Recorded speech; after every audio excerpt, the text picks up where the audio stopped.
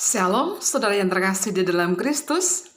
Pada kesempatan ini, kita akan belajar lagi tentang arti dari sebuah kata. Aku kok terus-terusan dalam kondisi masalah. Masalah hutang, masalah anak-anak, masalah suami, masalah keluarga, masalah sakit penyakit, dan lain sebagainya yang membuat hati kita menjadi lelah. Ya, satu ayat yang saya paling benar-benar mengimani yang difirmankan Tuhan pada saat ini adalah bahwa saudara yang terkasih, saya yakin bahwa apa yang saya berikan hari ini akan menyentuh siapa saja. Entah muda, entah tua, entah dia sebagai karyawan, entah dia sebagai ibu rumah tangga, entah dia sebagai pelayan Tuhan, entah dia sebagai apa. Tapi yang jelas bukan secara kebetulan, saudara yang terkasih mampir di channel Monik Agen Kebaikan. Saya bertumbuh secara iman dan sukacita saya akan saya bagikan juga ke kawan-kawan, ke saudara-saudara semua, supaya saudara pun mendapatkan hal yang sama seperti yang saya rasakan. Kita baca ayat dari 1 Korintus 10:13. Pencobaan-pencobaan yang kamu alami ialah pencobaan-pencobaan biasa, yang tidak melebihi kekuatan manusia.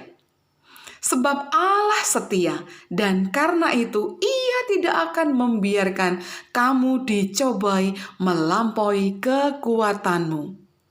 Pada waktu kamu dicobai, Ia akan memberikan kepadamu jalan keluar, sehingga kamu dapat menanggungnya. Saudara tahu apa arti sebuah pencobaan? Pencobaan adalah sebuah proses. Kita dimasak, kita dibuat menjadi bentuk yang lebih baik. Bisa dibayangkan kalau kita dalam posisi sebagai seorang pengrajin gerabah. Dia hanya sepungkah tanah liat. Proses dia menjadi sebuah gerabah, entah dia posisinya dalam bentuk kerajinan apa, dia akan dibanting, diremukkan, dikasih air, ditambahi apa, belum jadi banting lagi. Ya, maka ada dua hal yang harus diingat pada saat kita sedang mengalami pencobaan. Putus dengan pacar, salah satu dari pasangan kita selingkuh, anak kita belum seperti apa yang kita mau. Itu semuanya sudah saya alami. Ya, sudah saya alami. Kenapa? Saya bersemangat menjadi agen kebaikan karena dari saya sukacita itu akan melebar ke saudara-saudara. Saudara yang terpanggil secara panggilan Tuhan mampir di channel saya, Monik Agen Kebaikan, pun akan menjadi berkat untuk saudara di sekitar Anda sekalian. Entah berapa persennya, Tuhan berperan besar untuk proses penyebaran kasih, sukacita, dan damai dari Tuhan. Saudara, ingat, proses gerabah yang tadinya tidak ada bentuknya bisa dalam waktu 1 hari, 1 bulan, 1 tahun, bahkan banyak waktu yang dibutuhkan sehingga dia menjadi bentuk yang bagus. Kalau kita diproses sama Tuhan, sangat-sangat tidak enak. Nangis, protes, kecewa, bahkan mungkin berontak. Kok begitu tega Tuhan sama kita? Ingat saudara, saya dan saudara datang ke dunia ini tidak pakai apa-apa. Kita hanya bentuk utuh, apa adanya. Kita harus menyadari, seperti apapun kondisi kita, ini yang terbaik yang Tuhan berikan kepada kita. Saya baru menyadari bahwasanya saya sekitar 20 tahun atau 25 tahun baru menyadari ternyata saya posisi ini pun Tuhan kasih ketidaksempurnaan, ya. Saya bersaksi, ya. Tapi saya mau protes juga bagaimana, ya. Ini kondisi yang saya alami sesungguhnya. Saudara lihat mata kanan saya ini, ya. Mata kanan saya ini adalah hasil dari ketidaksempurnaan yang Tuhan izinkan dalam diri saya. Saya mempunyai mata 2. Tapi secara fisik ternyata hanya Tuhan izinkan 1 yang berfungsi. Bayangkan saudara, saya menyadari kalau mata saya itu hanya berfungsi 1, itu setelah saya ke dokter Yap di Jogja. Saya konsultasi. Di rumah sakit Yap, rumah sakit terbesar, bahkan rujukan dari wilayah Solo, Jogja, Purworejo, Magelang, Semarang, dan sebagainya, itu saya 1 hari saudara di sana, hanya untuk mengetahui. Biarpun ibu saya dulu menyampaikan, kamu tidak akan mungkin mempunyai mata yang sempurna karena ini proses daripada waktu kamu masih umur bayi 1 atau 2 bulan. Saudara bisa membayangkan, bayi seumur 1-2 bulan, saya sudah dibawa ke rumah sakit Panti Rapih. Di dada kanan saya, ini di pundak kanan saya, ini ada benjolan. Kalau orang Jawa bilang uci-uci. Nah, seperti mungkin sebesar pentol bakso. Ya, belum sampai seperti pentol bakso. Tapi kedua orang tua saya membawa saya ke rumah sakit Panti Rapih dan saya dibawa di sana, saya dioperasi. Saya bergumul. Pada waktu saya dibully, nama saya kan Lucy. Panggilan karena saya tuh Kamilus ya. Oh, Kamilus. Kero atau Juling pada waktu itu. Saya ya nangis, tapi saya bisa apa?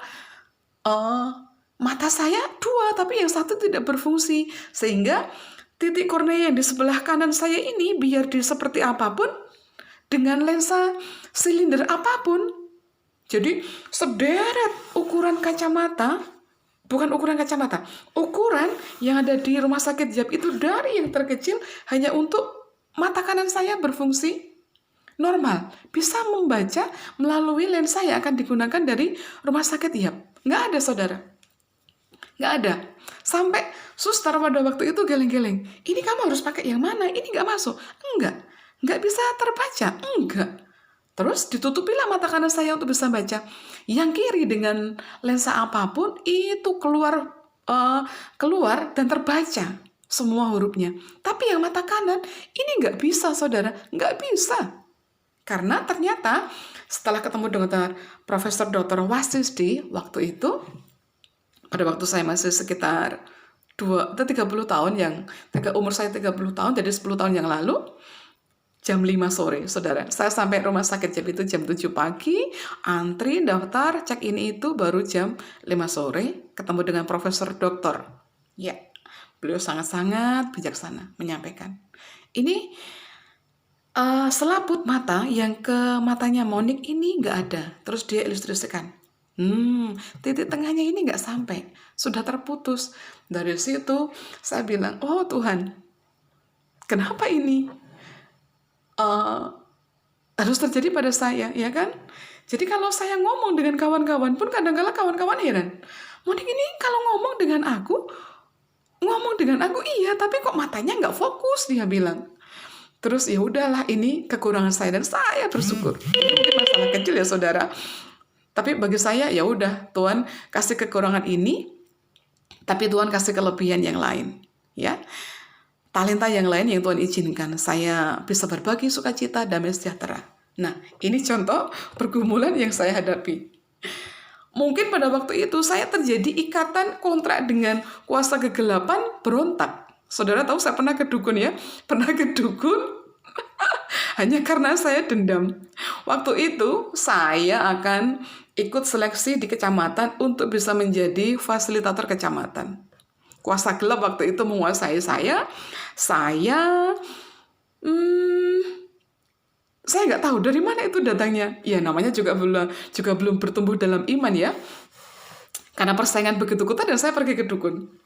Di situ saya dikasih bunga, ya satu pincuk lah, satu tempat dibuat mandi. Karena besok pagi saya akan tes seleksi di kecamatan. Saya mandilah di tengah malam saudara. Secara logika, oh Tuhan Yesus, betapa mengerikan aku waktu itu ya. Terus saya mandi.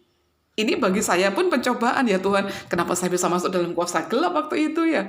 Ya karena saya belum bertumbuh secara iman dan Tuhan izinkan saya mengalaminya.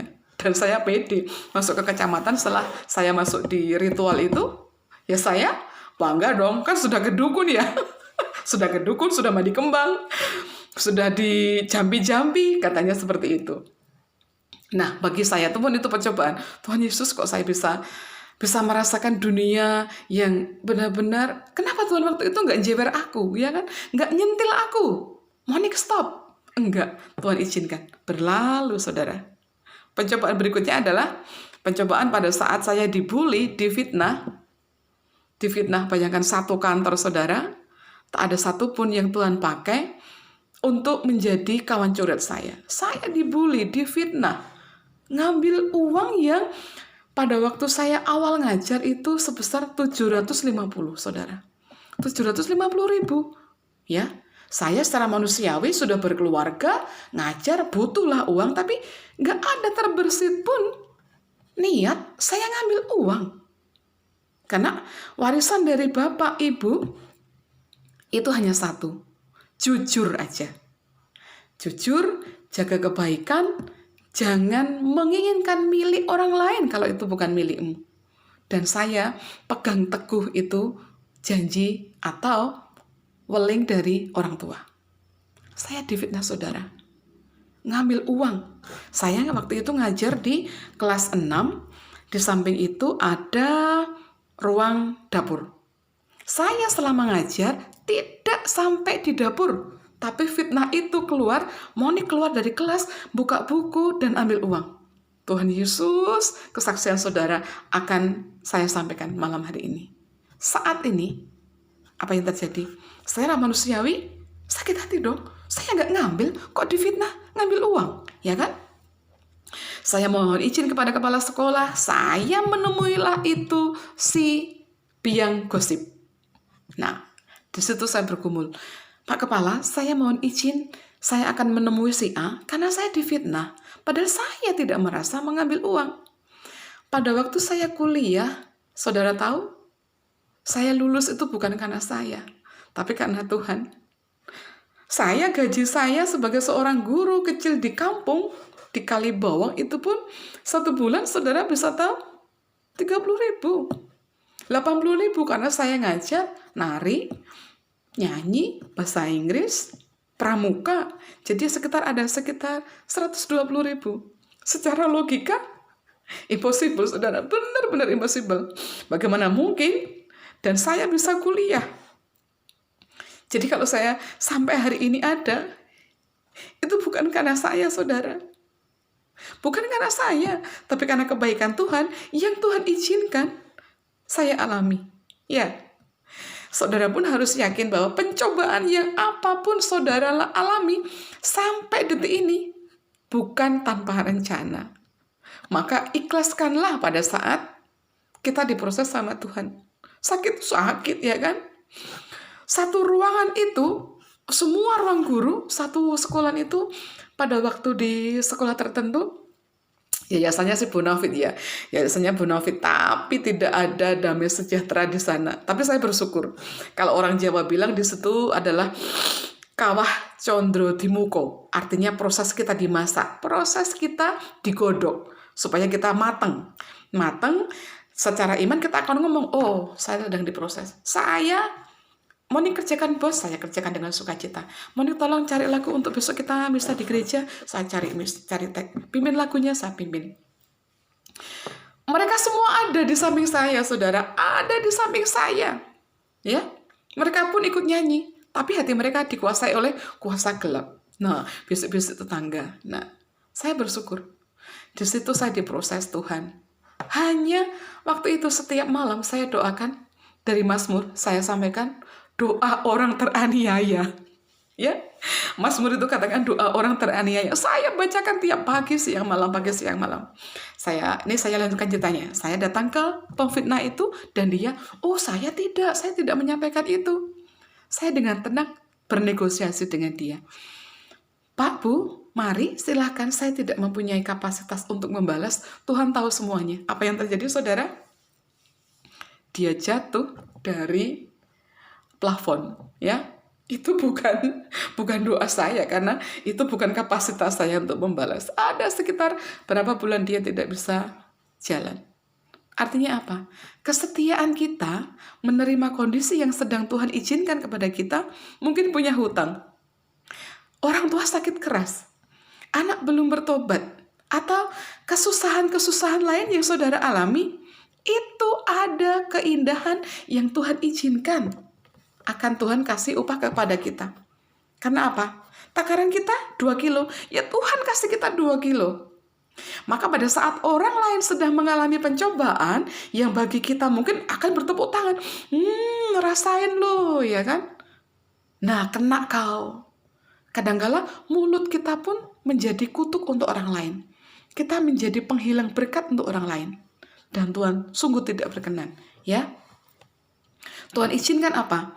Pada saat kita mengalami pergumulan yang terberat, pencobaan yang terberat, saudara ingat janji Tuhan bahwa kita akan naik level. Seperti anak-anak sekolah, dari kelas TK ke kelas 1, dari SMP ke SMA, dari SD ke SMP.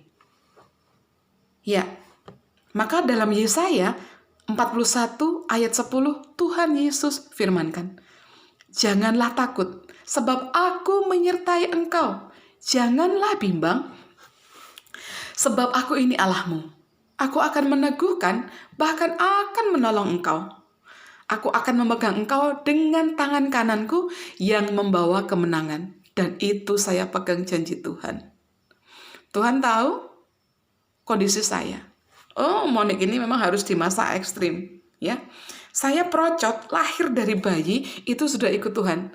Tapi saya 20 tahun, ya, 24 tahun hidup secara KTP. Ya, Tuhan, saudara tahu apa artinya hidup secara KTP? Ya, pegang status aja, punya agama, ya kan? Tapi secara, karena levelnya orang beriman itu ada 3. Kebutuhan jasmani, kebutuhan rohani, dan kebutuhan imani. Nah, kebutuhan imani ini yang Tuhan proses dari 2003 sampai sekarang. Dan saya bersyukur. Saya nggak kecewa kok. Saya benar-benar bersyukur saya pernah mengalami hal itu. Ya. Tapi sejak saya hidup baru dalam roh, saudara tahu, pinjaman saya, karena bikin rumah juga pinjam. Pada waktu belum bisa beli tanah harus pinjam. Tapi saya satu, Tuhan izinkan suatu ketika aku memegang imanmu dalam kehidupan aku, dan aku bebas dari semua hutang. Karena saya merasa bahwa pinjaman saya adalah tepat sasaran. Ya, Tuhan izinkan, kiranya Tuhan kasih aku kesehatan, kelancaran selama angsuran ini. Saya dan saudara tidak sendiri. Maka saya ada untuk saudara, untuk saling menguatkan. Saya sudah mengalaminya. Tuhan campur tangan di dalam setiap pergumulan yang sedang kita hadapi. Pegang satu ayat saudara, Mazmur 55, 22, Tuhan firmankan, serahkanlah kuatirmu kepada Tuhan, maka ia akan memelihara engkau. Tidak untuk selama-lamanya, dibiarkannya. Ya kan?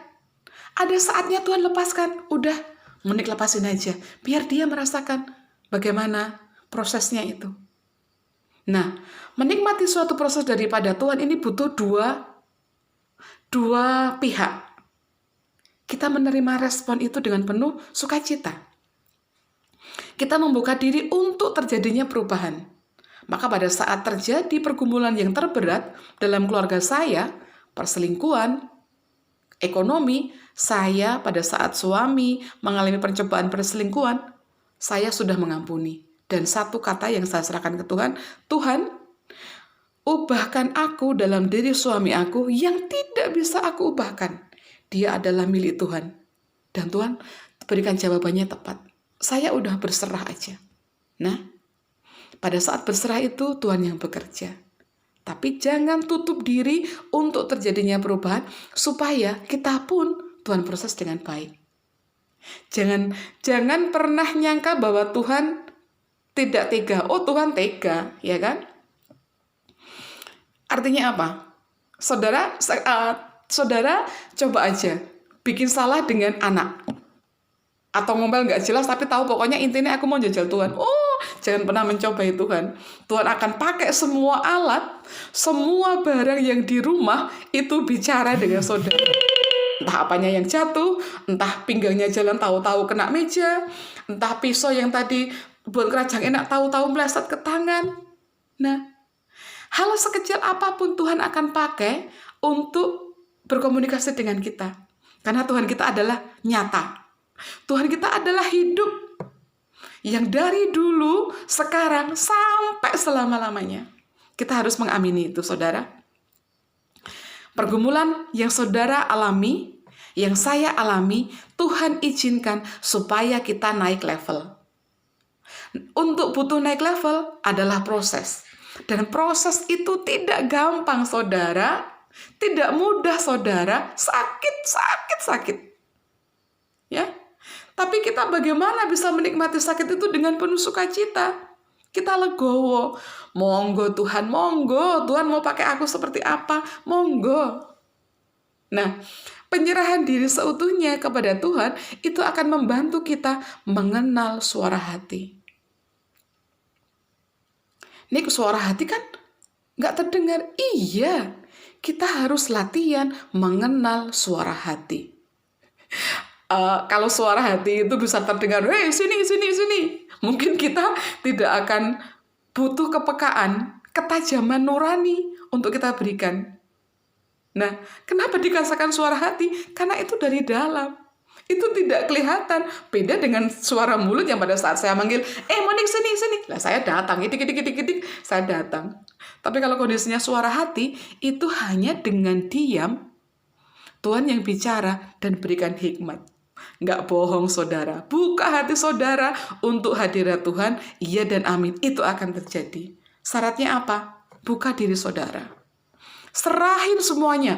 Utang, pinjaman, anak, keluarga, suami, ekonomi, profesi, pekerjaan.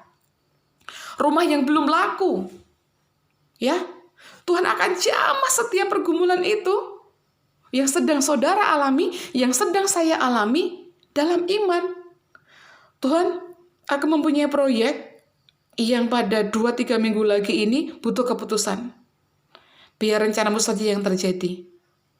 Pada saat kita berserah, Tuhan yang bekerja. Buktikan itu, saudara. Jangan pernah tawar hati. Kita harus mengimani Tuhan kita adalah Tuhan yang hidup dan nyata. Ya. Dan harus yakin dengan waktu Tuhan. Kadang-kala kita memaksakan diri supaya hal itu tepat terjawab. Supaya hal itu segera terjadi. Salah, saudara. Kita butuh bersama dengan Tuhan. Kita butuh proses Tuhan itu biar mengalir dengan caranya Tuhan. Ya, jangan pernah maksa. Tuhan, kenapa suamiku belum bertobat? Tuhan, kenapa hutangku belum lunas-lunas? Marahnya kita dengan Tuhan itu akan menghambat terjadinya perubahan dalam diri kita. Maka, yakin dan buka hati saudara untuk terjadinya perubahan. Mari kita berdoa. Bapa di surga, Bapa yang kami sembah di dalam nama Tuhan Yesus Kristus, kami bersyukur untuk setiap pergumulan yang sedang kami alami. Anak-anak yang salah pergaulan, penyakit yang kami alami, pinjaman, hutang, permasalahan kami belum punya rumah, kami yang belum mempunyai pasangan, kami yang mengalami terus dikejar oleh debt collector, kami yang merasa bahwa diri kami terus dalam keadaan yang tidak pernah beruntung, ataupun pergumulan-pergumulan yang sedang kami alami, kami belum mempunyai anak, pernikahan kami sudah sekian lama Tuhan, ataupun kami yang belum mempunyai pasangan Tuhan. Engkau tahu setiap kerinduan, setiap orang yang mendengar channel ini. Monik hadir sebagai alatnya Tuhan untuk mewartakan kasih sukacitanya Tuhan. Tilik hati mereka Tuhan, pada saat kami menyebut nama Tuhan Yesus, kuasa-Mu bekerja atas kami. Buat kami terbuka untuk hadirat Tuhan. Buat kami mengetahui apa yang Tuhan inginkan dalam kehidupan kami. Buat kami tahu apa yang Tuhan mau untuk kami lakukan. Tuhan terus lembutkan hati kami. Jangan buat kami selalu menuntut atas orang-orang di sekitar kami. Tapi buat kami mengalir seperti air. Tuhan akan berikan waktu yang tercepat. Waktu yang pas. Orang yang tepat. Pasangan yang pas. Keuangan yang cukup. Pemulihan keluarga pada saat terjadi kekacauan, terjadi godaan. Waktu yang tepat atas kesembuhan sakit penyakit yang sedang kami alami. Tuhan tahu diri kami sepenuhnya. Pada saat kami bertelut, menyembah Engkau, berproses untuk hadirat Tuhan di dalam diri kami. Buat kami sepenuhnya bersandar pada kehendak-Mu. Buat kami sepenuhnya biar rencana-Mu saja yang terjadi atas diri kami, Tuhan. Pertajam iman kami, buat kami semakin dekat dengan Engkau, seberat apapun pergumulan yang sedang kami alami, Tuhan, Engkau pengharapan kami. Sebagaimana hujan yang terus-menerus, pergumulan yang terus-menerus dalam kehidupan kami, lagu itu menguatkan kami. Bahwa selepas hujan, selepas badai, ada pelangi. Artinya ada pengharapan. Tuhan tidak akan melepaskan pertolongan tepat pada waktunya pada saat kami memohon. Bantu kami untuk berdoa yang baik. Bantu kami untuk selalu mengucap syukur dalam kondisi apapun yang sedang kami alami. Kami kecil, kami bukan apa-apa dan bukan siapa-siapa di hadapan-Mu, Tuhan. Terima kasih Tuhan untuk setiap pergumulan yang boleh kami alami. Kami persembahkan setiap diri kami, pergumulan diri kami yang sedang kami alami sampai dengan malam hari ini, sampai dengan siang hari ini, sampai dengan detik ini ke dalam mezbah kudus-Mu. Tilik pergumulan kami, tilik hati kami, supaya kami mampu membuka diri untuk proses yang Tuhan kehendaki dalam diri kami. Syukur untuk boleh hal yang bagi kami mungkin berat. Tapi kami mengimani ini adalah Tuhan yang mau untuk kami bisa lakukan supaya iman kami semakin berkualitas dan semakin bertumbuh. Terima kasih Tuhan Yesus, terima kasih. Pertajam iman kami, ampunkan segala dosa dan kesalahan kami yang sampai detik ini masih terbersit pada saat kami berdoa.